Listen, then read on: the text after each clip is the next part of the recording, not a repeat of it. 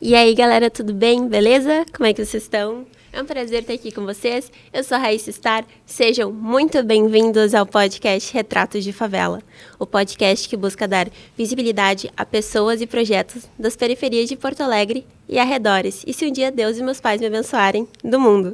Hoje eu tô aqui com uma convidada muito querida, especial, que tem projetos que fazem toda a diferença nas comunidades, lutas muito fortes, principalmente de resistência, que é a Cris Medeiros.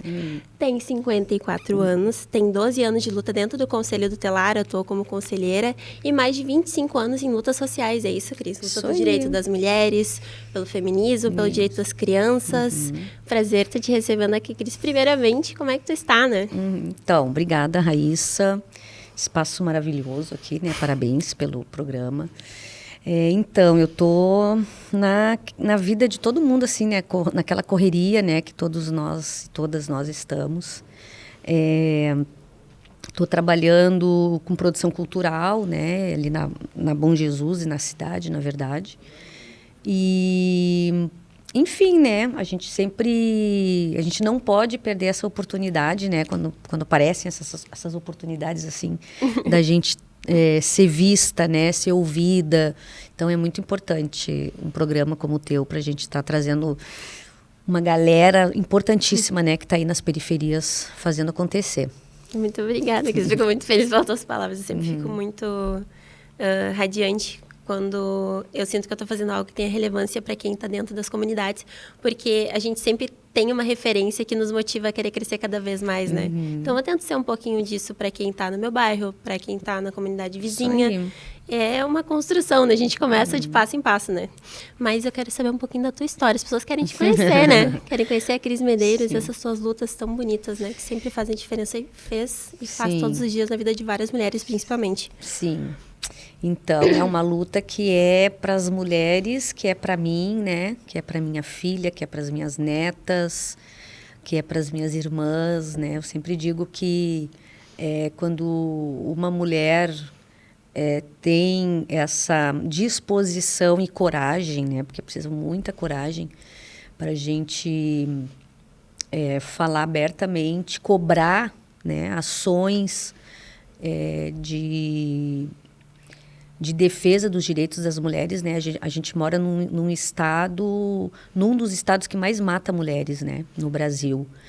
E eu venho na verdade, passei por 2 relações abusivas, né? Sou uma vítima de violência doméstica, sou filha de uma mulher que sofreu violência doméstica. Então, é da gente, em algum determinado momento, toda mulher vai parar e se fazer essa pergunta, né?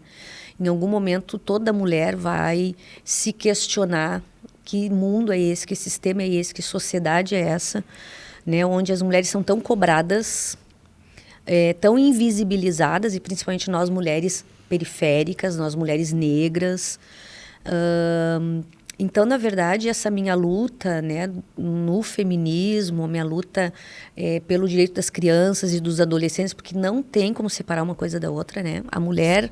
É uma coisa que caminha junto, né? A política para a mulher e a política para a criança e adolescente, elas devem ser pensadas junto, né? Porque é isso, uma não funciona, a outra vai ter problema. E até na questão de realidades, né? Porque quando uma criança visualiza a mãe sofrendo violência, a gente acaba, às vezes, criando na cabeça que aquilo é completamente comum, além do trauma que fica, porque eu tive amigas dentro da escola que eu estudei que eu visualizava isso. A minha amiga estava num relacionamento abusivo e a família dela normalizava. Por quê? Porque a mãe passou por violência, ela viu a avó passar por violência e se tornar algo comum, algo cotidiano, algo que se passa despercebido, porque para eles já é comum. E até uma pessoa de fora, né, chegar e explicar, olha, isso tá errado, isso não é assim. E aí tu fica aquela coisa, aquele pensamento que acaba enraizando. Ah, mas já é tão comum, a minha mãe passou por isso, fulano passou por isso e tá todo mundo bem, né? Sim. E é tão difícil isso, né? Sim, é muito interessante tu falar isso. Todo mundo passa por isso, tá todo mundo bem, né? Eu ouvia muito no Conselho Tutelar, né? Ah, ele apanha, mas ele tá bem.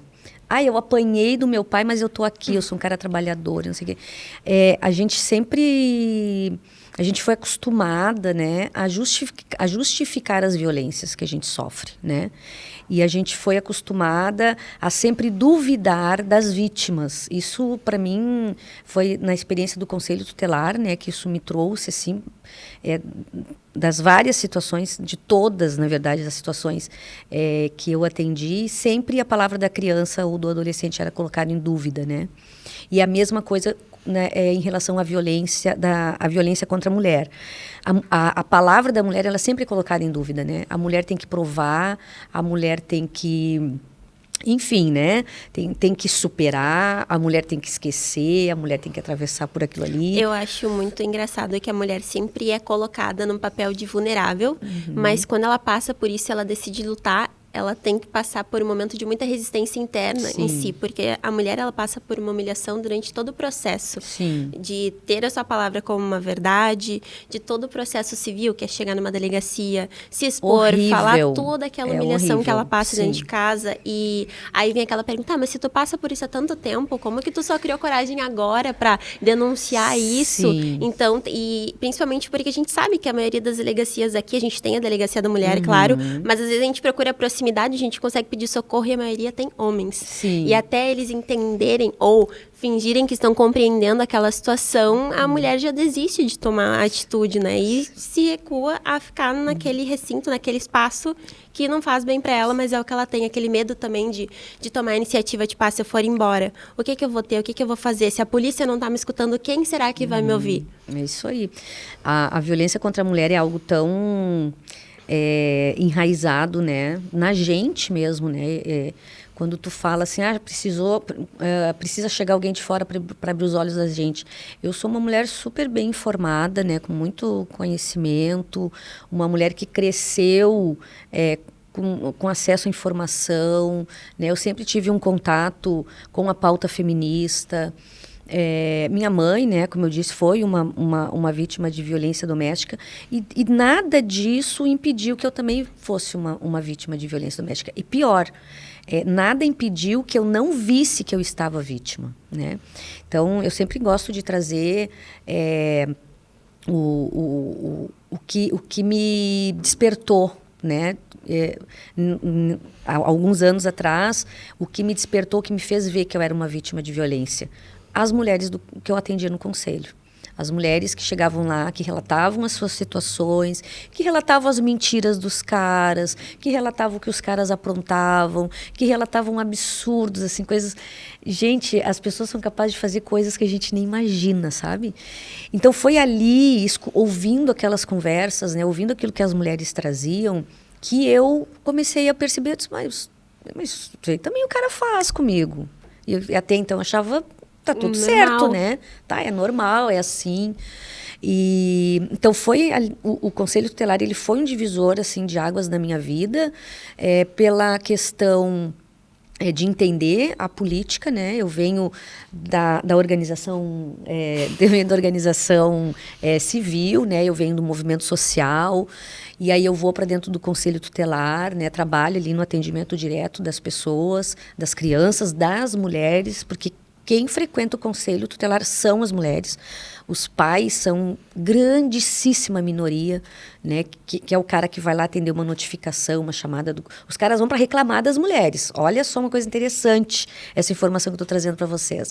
A mulher, ela é a pessoa que está sempre no Conselho Tutelar. É a mulher, é a pessoa que recebe o chamado, é a pessoa que é cobrada pela escola, pela assistente social, é a mãe que leva no posto de saúde, é a mãe que atende o Conselho Tutelar. O cara, quando ele põe o pé no Conselho Tutelar, geralmente é para fazer, para, como é que eu vou dizer... ou houve uma separação que o cara não aceitou, ou o cara está vendo que ele está perdendo o acesso, né, que ele tinha livre àquela mulher, entendeu? Quando ela começa a impor os limites dela dentro da relação. Exatamente. Porque às vezes a gente entra... no sentido agora das minhas experiências. A gente entra um pouquinho, daí a gente começa a refletir, né, como é que foram alguns relacionamentos. Quando a gente começa a pôr limites numa relação onde, de certa forma, o abusador ou esse parceiro que tem traços tóxicos, ele começa a perceber que tu tá impondo limites e que tu não tá sendo mais à mercê, que nem a minha mãe fala, né? Tá sempre à disposição das pessoas. Eles começam a achar ruim, começam a se impor de uma forma mais intensa, né? E aí eles percebem que eles não têm mais controle aquele espaço. Isso. E às vezes a mulher custa entender também que a agressão, ela vai além do só o agredir, né? O tapa, o soco.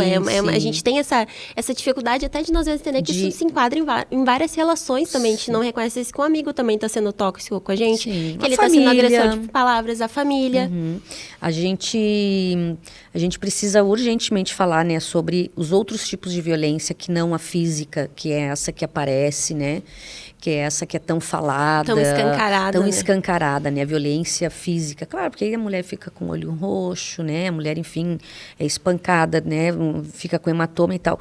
Mas a gente precisa urgentemente falar sobre a questão da violência psicológica, da violência moral, né? Que são situações que essa violência invisível, né? É uma violência sutil, e que ela é uma de dor manipulação. Que não se fecha, né? Porque traumática. É um trauma que tu carrega a vida toda. Tu pode fazer acompanhamento psicológico, aprender a viver com aquilo. Mas isso te leva a uma frustração interna a vida toda. Sempre vai existir episódios ou colapsos, ou situações que vão te fazer relembrar daquilo. Gatilhos, os famosos gatilhos, né? É verdade, o gatilho, isso aí, né? E aí a gente fica pensando assim, no quanto que a sociedade ela realmente não está preparada, né, para acolher essa mulher traumatizada, fragilizada, e na maioria das vezes família, sozinha. Né? Às vezes até ela conseguiu começar sair pela família. Ela saiu daquele espaço de sofrimento de uma relação e aí ela tá no momento de luto, porque não adianta a gente tenha não seria bem esse quadro, mas seria semelhante a uma síndrome de Estocolmo, que é quando a gente se apaixona pelo abusador, por aquela pessoa que nos fez mal de alguma forma, e aí aquela fica, ele me traiu, ele me bateu, mas eu gostava dele. Ela começa a criar um sentimento afetivo positivo, então ela vai sofrer o luto do término daquela relação. E a família não vai apoiar, não vai entender, não vai acolher. Mas tu tá chorando já faz um mês, já era pra te ter erguido a tua cabeça, já era pra te ter arrumado um emprego novo, porque a mulher sempre se põe no papel de ter que ser forte, né? Eu vejo muito isso em todas as mulheres da minha volta, e não no sentido de ter uma relação tóxica, mas a mulher na sociedade em si, ela sempre tem que ser forte pra tudo. A minha mãe é um exemplo muito forte disso pra mim, porque a gente vai virando adulta, a gente vai começando a perceber outras perspectivas, né? A minha mãe também é um ser vulnerável, a minha mãe também é mulher, ela tem desejos como mulher de querer sair, querer poder ter um momento sozinha, tomar uma cervejinha dela, passar um momento de vaidade, e tá tudo bem, só que a gente demora a entender isso, a sociedade em si demora, a família também, então a gente deixa isso passar muito despercebido, né? A mulher também tem um momento de sofrer, ela tem um luto, mas a sociedade impõe, não, saiu dali, tu tem que ser forte, tem que estar trabalhando, tem que ter o famoso glow up, né? Hoje, amanhã eu já quero que tu já esteja bonita, mostrar pro fulano que tu já tá bem, e tu não pode passar pelo processo de sofrer, de se perdoar por ter passado por aquilo, porque a gente se culpa também por não ter saído antes, e também de poder se sentir forte para tomar um passo adiante, um passo de cada vez. A gente romantiza tanto isso na internet hoje em dia. Olha a dicção falhando. Não, a gente ótimo. romantiza tanto isso na internet hoje em dia, que a gente precisa fazer tudo rápido, a gente tem que... Tem uma palavra, eu tenho um negócio pessoal mesmo, que eu tenho um asco que a gente usa gíria em inglês tudo, né? Eu acho que a gente tem que abrasileirar, a gente tem que gostar do nosso idioma, da português nossa de preferência, né? Exato. Como dizia a Lélia Gonzalez, português. O português, perfeito. A gente tem que entender que é tudo um processo. A gente fala na internet que é tudo, tu tem o seu tempo, tu tem o seu limite. As pessoas compartilham, fazem repost, mas na vida real elas não deixam isso. Isso é algo muito romantizado na internet. E a mulher, quando ela precisa desse tempo na vida real, desse processo, a familiar que republica isso na internet, dá esse tempo para ela fazer isso, abraça ela da forma que ela deve? Não, é isso, a gente tem que matar no peito e segue o baile, que é assim mesmo, né? Mas tu falaste um pouco antes sobre a delegacia, né? Sobre até essa dificuldade que a mulher vítima tem de chegar até a delegacia, né? Eu passei por essa situação, esse processo todo da gente entender que se não tomar aquela decisão, se não tomar aquele passo, pode acontecer outras coisas, né? E eu sempre digo, assim, o feminicídio ele não começa com a morte da mulher, né? O feminicídio ele começa com uma mentira. O feminicídio, ele começa com um desprezo sutil, né, com um controlezinho. Então, Como deixa a eu olhar morte teu celular. é quando deixa o cara, né, te controlar, né? Assim, a gente tem a questão também da violência patrimonial, né?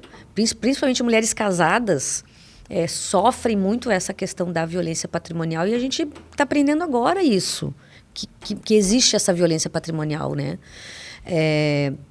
Então, a gente tem toda uma série ainda de questões que são relacionadas ao comportamento, ao que a gente aprende, a hábitos, a costumes, que foram ensinados, que foram inventados por homens, né?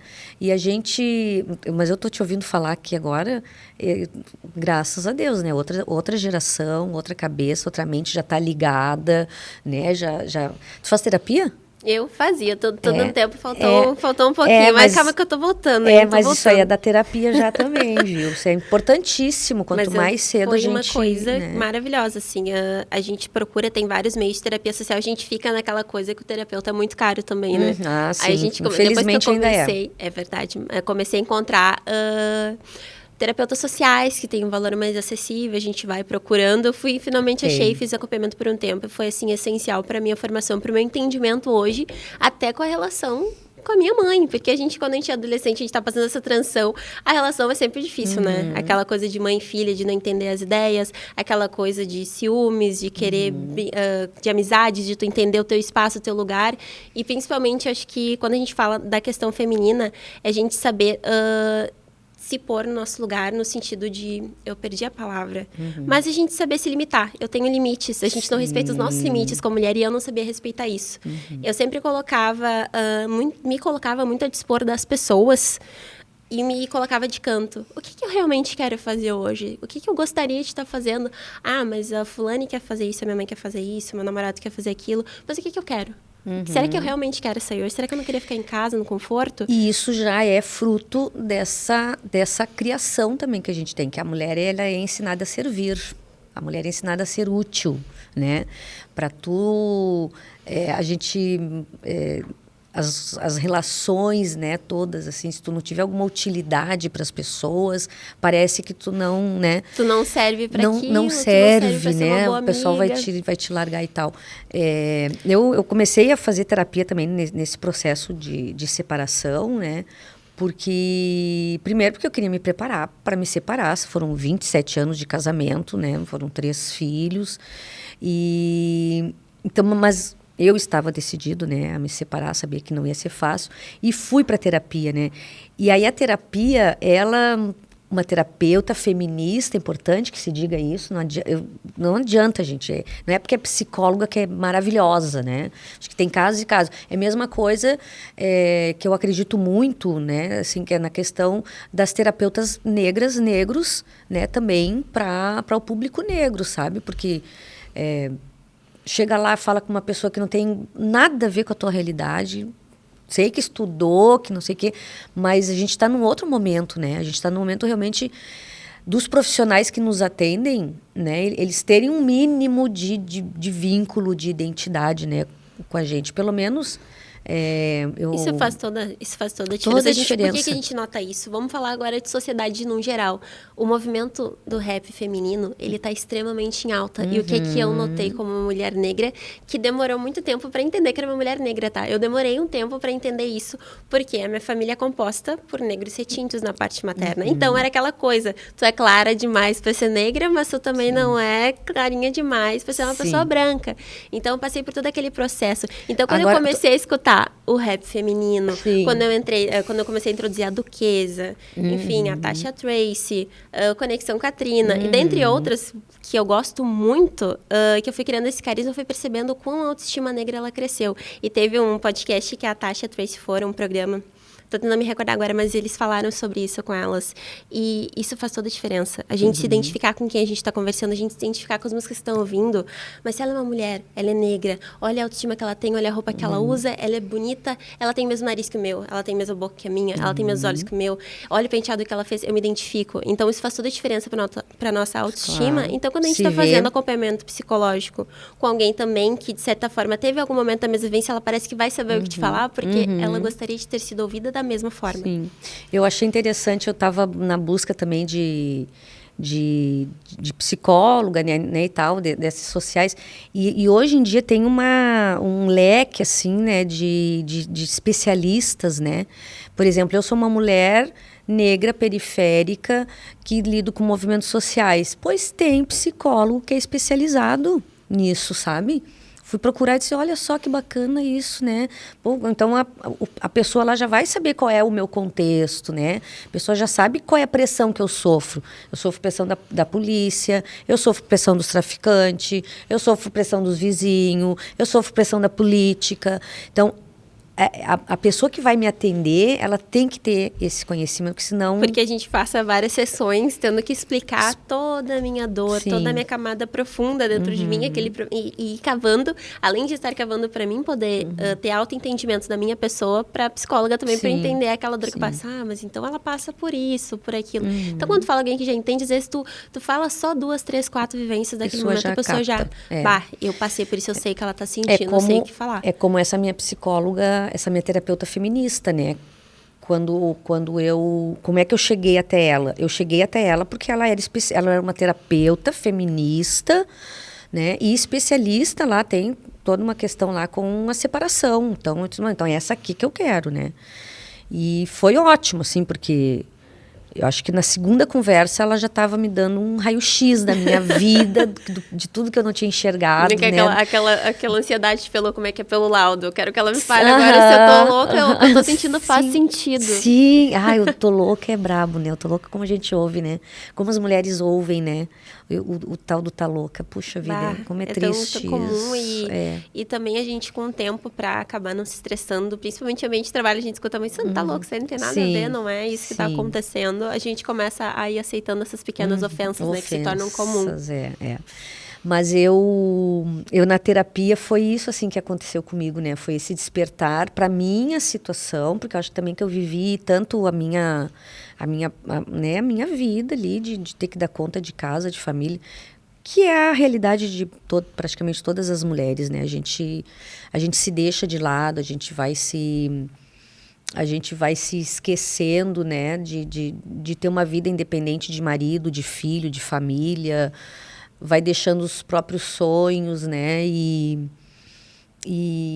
depois que eu me separei, eu descobri que eu não sei se eu sempre fui assim como eu sou hoje, né, porque isso eu, pelo menos, né, cresci moldada para ser essa mulher hétero, casada, responsável, tem que trabalhar, tem que se matar trabalhando. Se tu não te matar trabalhando, tu não está sendo produtiva e boa o suficiente, né? Então, quando eu me separo, que começo a mudar um monte de coisas na minha vida, assim, num determinado momento eu parei e pensei, cara, será que eu sempre fui assim, como eu sou hoje, né? Mas tava ali... oprimida, né, por um monte de coisa pelas externa, externas, né? Exatamente. Excesso de cobranças. Ou tem que ser boa será mãe, tem que ser boa esposa, tem que ser boa doméstica, tem que ser boa funcionária. Tem que ser boa para todo mundo. Tem que ser 10, né? Tem que ser Acho 10, que é uma pressão psicológica que a gente passa. Não que a gente não seja, a gente é, né? A gente é. Eu vou te dizer, hoje eu sei, eu sou topzera, assim, né? Hoje é outra pegada, né? Não, tô há 2 anos, assim, completamente segura na pessoa, e tu vê que eu já tenho 54 anos, né? Mas agora é que eu realmente me vejo a pessoa que eu sempre quis ser, né? De me relacionar com as pessoas que eu sempre quis me relacionar, um círculo de pessoas hoje, né? Que eu me relaciono, são as pessoas que eu sempre quis estar em contato. Fui para a área da cultura, né, que eu também acho que sempre foi uma coisa minha, sabe? E aí, bom, eu chego agora, embarco nesse universo, assim, parece que eu sempre tive em casa, entendeu? Não é impressionante, assim, é um momento realmente muito especial da minha vida, depois de muita pancada.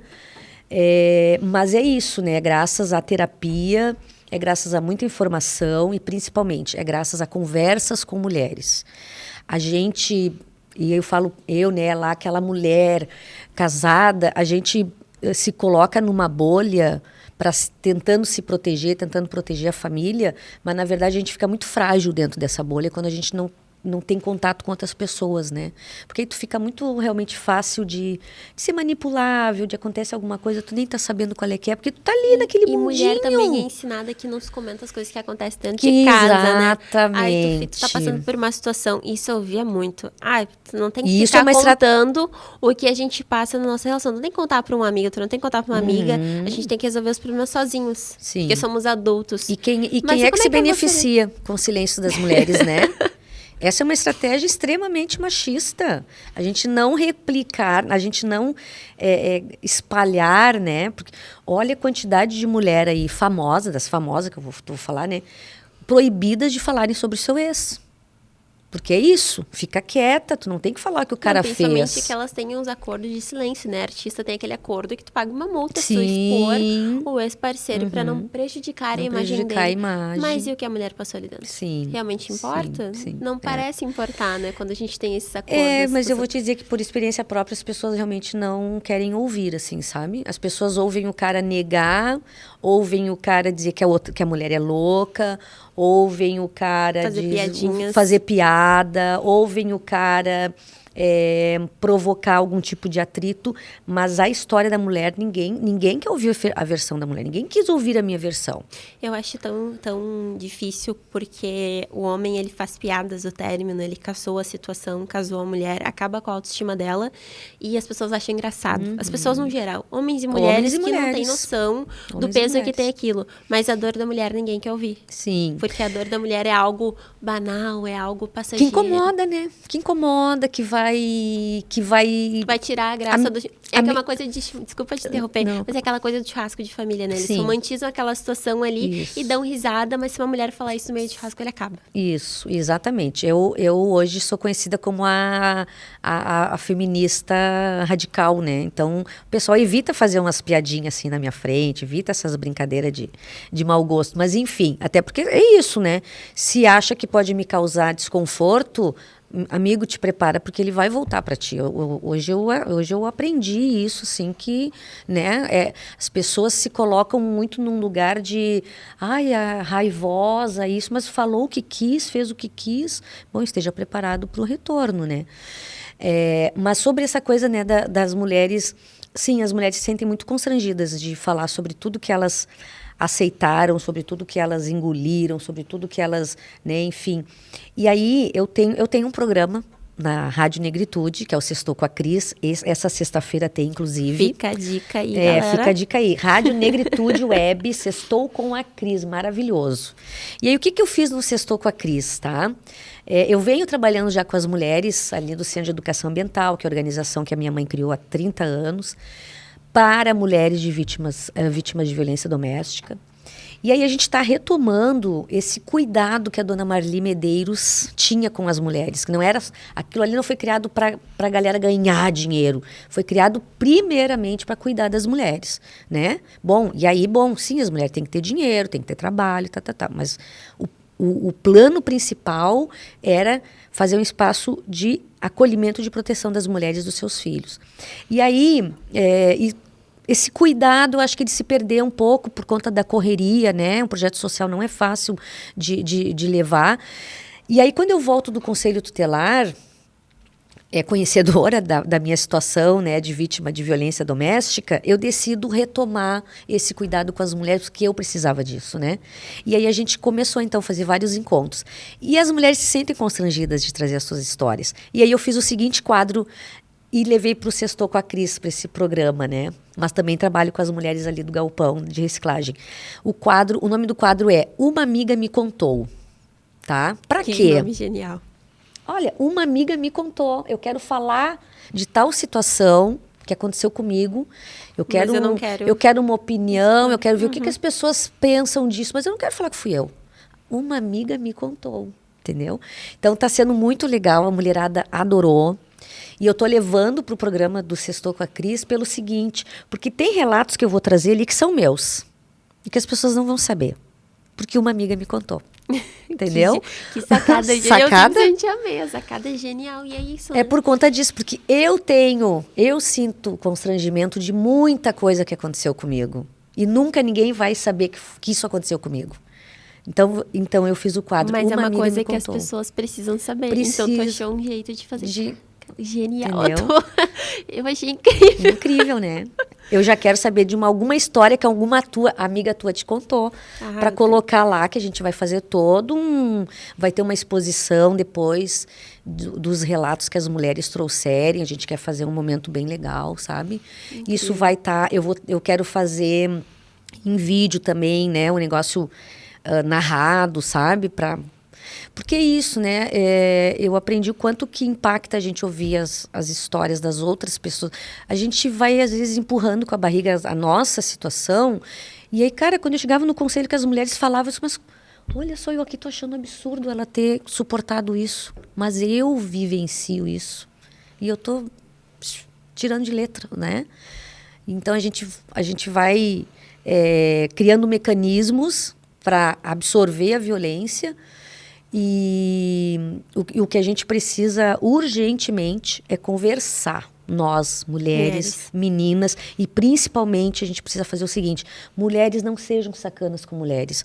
Principalmente por conta de homem. O homem é H-O-M-I, não é nem homem. De homem, sabe? Porque essa coisa de... porque as mulheres são rivais entre si. Para começar, essa rivalidade ela não existe. Existe sim todo um funcionamento, né, por parte dos homens, da sociedade, né, de fazer a gente ou se sentir insegura, da gente sentir que a outra é melhor, que né, essa coisa também da beleza, da estética, né, da estética e tal. Mas eu acho que o importante é a gente se manter unida. Se manter unida, sabe? De não ser sacana com a outra, assim. Eu tive muitas situações de mulheres que foram muito sacanas comigo. Mas sacanas de verdade. Isso é uma coisa de não... Sem necessidade, de uma coisa... Sabe? Um negócio assim que eu fico pensando, cara... Acho que é aquela coisa do... Eu quero te ver bem, mas eu não quero te ver melhor que eu. A gente é ensinada a ter essa rivalidade feminina desde muito jovem, né? Eu acho que a vida me ensinou o seguinte, que quando uma pessoa faz alguma coisa pra mim, de mal pra mim, é porque ela, no mínimo, ela queria ser eu, ou ela quer alguma coisa que eu tenho, né? Pra mim é isso. Sabe? Então... Vou usar esse mantra aí, tá? Mas é isso. É isso. A pessoa... Eu durante muito tempo, às vezes, eu ficava... mas a fulana fez isso comigo, não sei... Cara, a fulana... Ou ela queria ser eu, ou ela queria alguma coisa que eu tenho. Ou queria que eu pegasse ela também, né? Vai saber, né? Vai saber, né? Cris, muito obrigada por ter vindo aqui. Querida, eu que agradeço. Por dispor teu tempo, a tua palavra, a tua história, a tua trajetória como profissional. E eu quero te chamar no meu programa, né? E eu vou, hein? Então tá. Galera, próxima parada estarei no Sextou com a Cris. Vamos lá. Mas para as mulheres que estão passando por algum momento de algum tipo de violência, estão assistindo o nosso podcast, denuncie. Você não tem que passar por isso e, principalmente, você não está sozinha nessa luta. Isso aí. Tá bem? Se tiver que procurar, se tiver que pedir para mim ou para Cris nas nossas redes sociais, não tem problema. Estamos aqui para acolher. O meu Instagram é @raissa_star. E o teu, Cris? @CrisMedeiros_Poa. Garantimos o anonimato, se quiser. Totalmente, mas o apoio vai ser sempre essencial. Nós estamos numa luta igual. Estamos todas juntas nessa. Cris, mais uma vez te agradeço.